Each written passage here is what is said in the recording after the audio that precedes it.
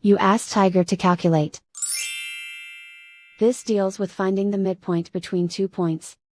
The midpoint between the 2 points is -5.5, -15.5.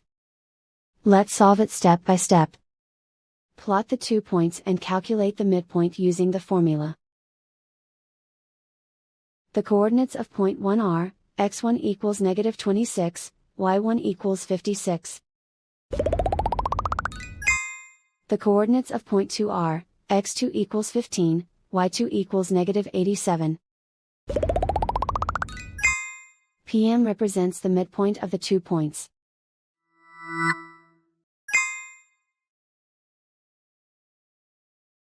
Use the x values in the midpoint formula to find the midpoints x. x1 equals -26. x2 equals 15.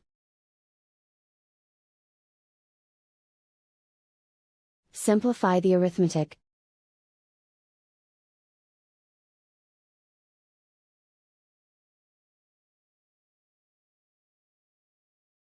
Use the y values in the midpoint formula to find the midpoints y. y1 equals 56. y2 equals -87. Simplify the arithmetic.